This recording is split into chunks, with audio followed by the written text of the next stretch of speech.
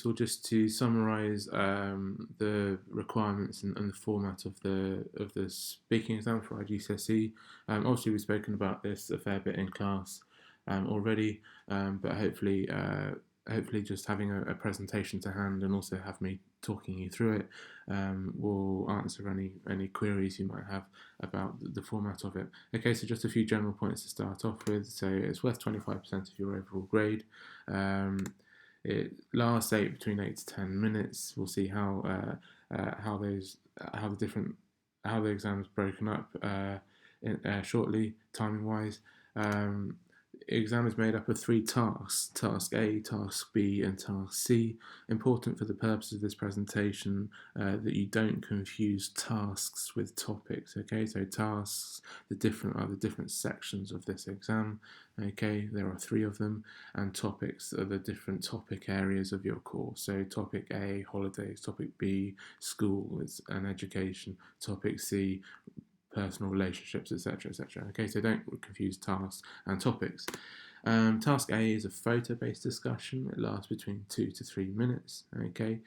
Task B is a conversation on one of the 5 topics, A to E, and that lasts from 3 to 3.5 minutes. Task C is another conversation, also lasting 3 to 3.5 minutes, on one of the topics A to E. Okay, and just to be absolutely clear, the topic that you talk about in task B, okay, has to be different from the topic that you talk about in task C. Okay, so there's no overlap there. So here's the summary of the topics, okay, that you obviously seen before, and you've got a copy of this in your books. Okay, so just a bit more info about the photo base. So important to emphasize that you must stick to one of these topics: A, B, C, D, or E. Okay, so you nominate a topic. Let's say, for example, topic B, and you stick to content within that topic. You shouldn't expect to slide into A, C, D, or E in that scenario. You get to decide which topic you want to do your photo based on. Okay, so it's your choice. For your middle fifth oral exam, we'll actually provide a selection of photos for you to pick from. Okay, we'll provide a couple of photos for each topic, so you've got a bit of guidance there. For your mocks in your upper fifth, and also for the real thing in summer of your upper fifth, you actually find your own photo. But as I say, we'll provide them for your selection for you to pick from for your mocks. In terms of tasks B and C, so those 2 conversations, both lasting 3 to 3.5 minutes. Quite a common question that a lot of people want to know is, how do I know which one of the 5 topics, A to E, I'll have to speak about in tasks B and C? The bad news is that you don't know. There's no way of knowing, but you can rule out the topic that you spoke about for your photo-based discussion. So say if you chose topic D for your photo-based discussion, you could have for your task B and C, the 2 conversations, any 2 from A, B, C, and E. Okay, so any 2 from 4 is perhaps something worth bearing in mind. So if we just have a little bit more detail about Tarea A, okay, task A, which, as you know, is the photo-based discussion. So examiner can only ask 5 questions. Okay, it's very formulaic. Okay, and we'll see what those 5 questions are, or possibly best say 5 question types are shortly. I can only ask 1 question from the 5 types of questions allowed. I'm not allowed to point to the picture, okay, to sort of help you understand what it is I'm referring to. So I'm given very strict guidelines on that I'm not allowed to do that. And examiner can only say 1 of 3 things if an answer is too short. And these 3 things are por qué no, algo más, and es todo. Okay, so in between the 5 question types that I'm obliged to ask you, if I feel that there's more to get out of you, or I feel that your answer is a bit too short and I want to prompt you to say more, these are the 3 ways of possibly doing that. Okay, so If we have a look a bit more detail about what those 5 questions types are and what they look like. So question type 1 is a describe what you can see question. Okay, so not not not just designed to catch you out in any way. It's a very general paint me a picture of what it is you can see in the picture. Okay, and here are some examples of what that question type might look like in Spanish. Okay, so describe the picture to me, talk to me about the picture, what can you describe what you can see in the picture. Okay, so as I say, basically various different ways, but all doing the same thing, asking you to essentially describe what you can see. So that's question type 1. Okay, here's an example of a photo that someone might choose for topic A. Okay, we'll refer to this as the presentation goes on. And here's one for topic B, school and work. Okay, okay, and again we'll refer to this as the presentation goes on. And again, between each of the 5 question types, those are the 3 ways of prompting you for more information. Question type 2 asks you for specific factual information about the photo. That might be what someone's wearing, what someone's doing, what a group of people are wearing, what a group of people are doing, who someone is, who the person on the right is. Here are some examples in Spanish of questions which fit that remit. Okay, what a certain object is.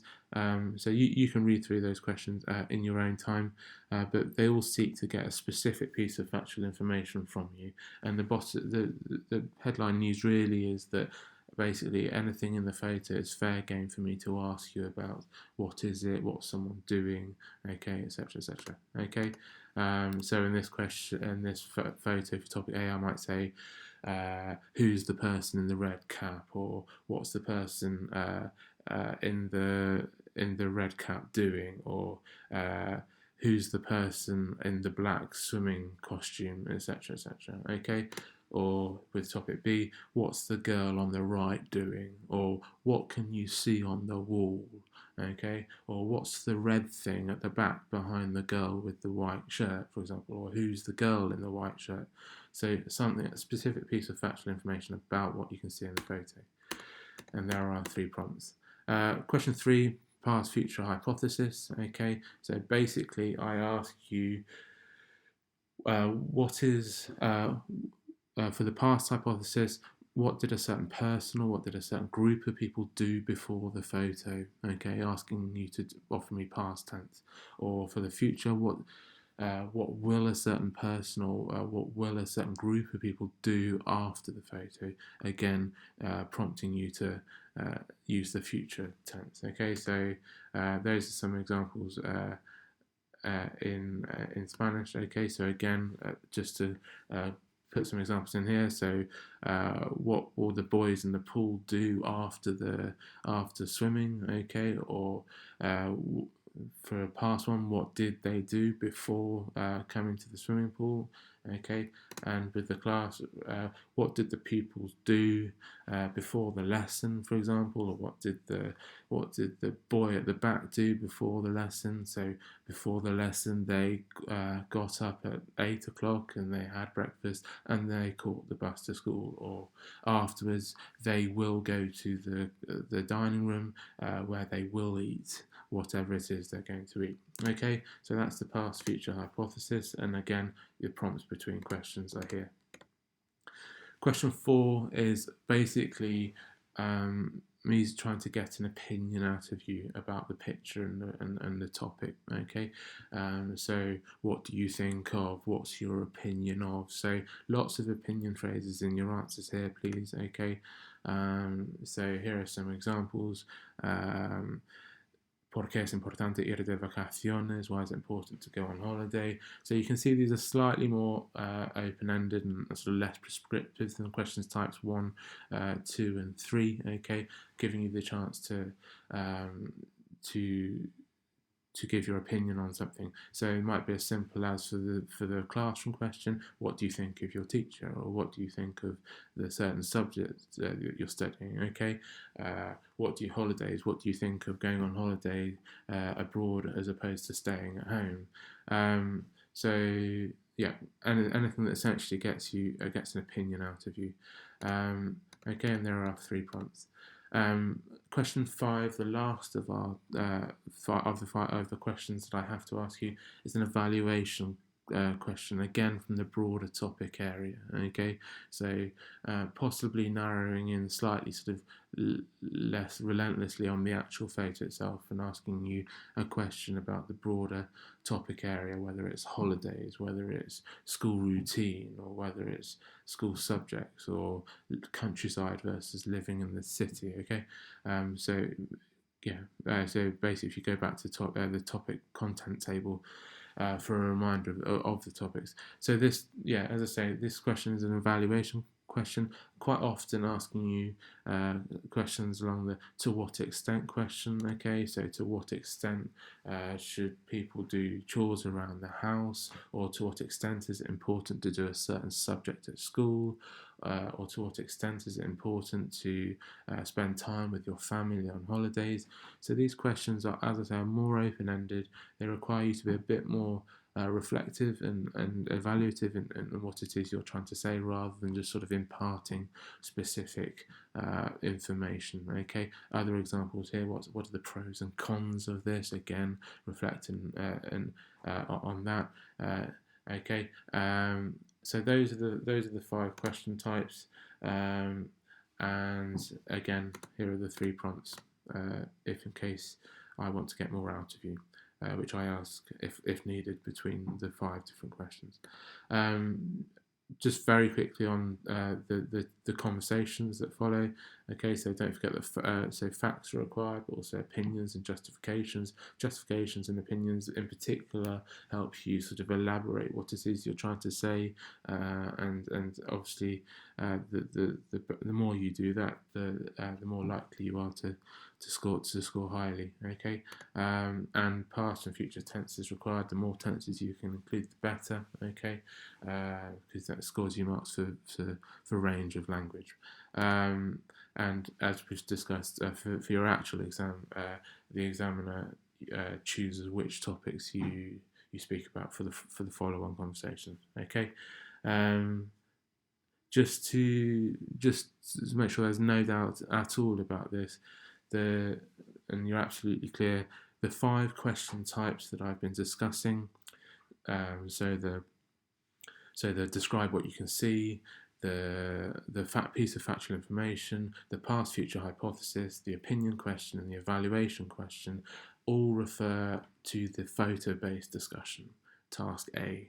Okay, that's guidelines for the photo-based discussion, not for the general conversation. Okay, which the general conversation will be a conversation about topics that we've covered, or I feel that you should be able to talk about given what we've done in class. Okay, so just to make that clear. Okay, right, I'll leave it there.